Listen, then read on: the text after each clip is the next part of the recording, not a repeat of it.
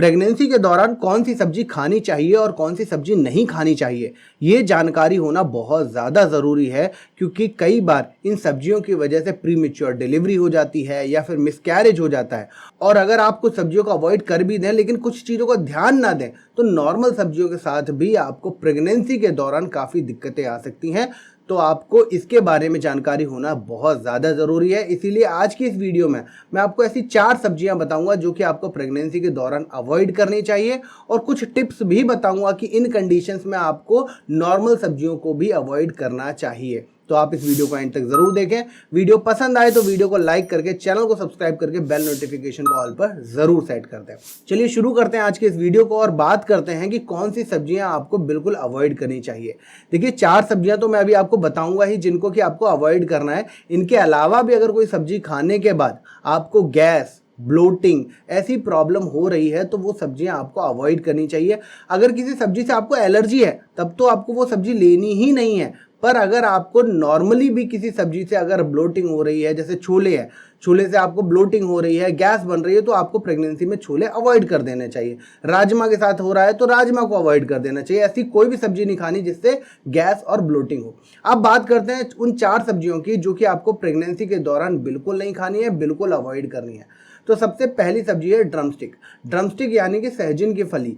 ये by nature थोड़ा गर्म होती है तो इसकी वजह से आपको मिसकैरेज होने के चांसेस ज़्यादा रहते हैं। अगर आप प्रेगनेंसी की पहली तिमाही में इसको लेते हैं या लास्ट तिमाही में भी लेते हैं तो कॉन्ट्रैक्शन होने के चांसेस बढ़ जाते हैं, तो प्रीमेच्योर डिलीवरी या मिसकैरेज के चांसेस इसके साथ ज़्यादा होते हैं। तो सहजन की फली आपको अवॉइड करनी चाहिए।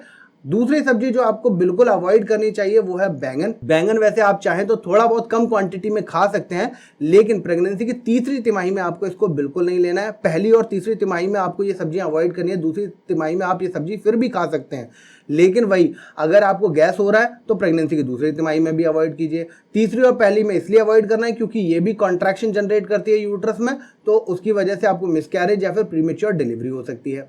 तीसरी सब्जी जो आपको अवॉइड करनी है वो है कच्चा पपीता। कच्चे पपीते की सब्जी नहीं खानी चाहिए, क्योंकि वैसे भी कई लोगों ने आपको बोला होगा कि कच्चा पपीता नहीं खाया जाता क्योंकि इसके अंदर ऐसे कुछ केमिकल्स होते हैं जो कि कॉन्ट्रैक्शन पैदा करते हैं और उसकी वजह से मिसकैरेज या फिर प्रीमेच्योर डिलीवरी में प्रॉब्लम हो सकती है। ऐसी कंडीशंस आ सकती हैं, तो आपको कच्चे पपीते को भी अवॉइड करना चाहिए। वैसे तो प्रेगनेंसी के दौरान आपको हरी सब्जियां सजेस्ट की जाती हैं, लेकिन कुछ ऐसी सब्जी है जैसे कि बथुआ, मेथी का साग, ये वो चौथी सब्जियां हैं जो कि आपको थोड़ा सा अवॉइड करनी पड़ेंगी, क्योंकि इनकी वजह से यूट्रस कॉन्ट्रैक्शन हो सकता है। तो आपको इनका भी ध्यान रखना है कि प्रेगनेंसी की तीसरी तिमाही और पहली तिमाही में आप इनको ना खाएं, उसके बाद आप खा सकते हैं। लेकिन हाँ, और जो दूसरी सब्जियां जैसे पालक हो गई या फिर मूली हो गई, ऐसी हरी पत्तेदार सब्जियां आप बाकी तो खा सकती हैं, लेकिन बथुआ और मेथी को थोड़ा सा आपको अवॉइड करना पड़ेगा। इनका आपको ध्यान रखना है। तो ये वो 4 सब्जियां हो गई, और अगर इनके अलावा किसी और सब्जी से आपको गैस बन रही है, ब्लोटिंग हो रही है, तो वो भी आपको अवॉइड करनी चाहिए। मैं उम्मीद करता हूं कि आपको हमारी आज की ये वीडियो पसंद आई होगी, तो इस वीडियो को लाइक करें, अपने दोस्तों के साथ शेयर करें। ऐसे ही और प्रेगनेंसी से रिलेटेड वीडियोस को देखने के लिए चैनल को सब्सक्राइब करके बेल नोटिफिकेशन को ऑल पर जरूर सेट कर दें। अगर आपके पास कोई सवाल है तो कमेंट बॉक्स में जरूर लिखें। चलिए मिलते हैं अगले वीडियो में, तब तक के लिए खुश रहिए, स्वस्थ रहिए।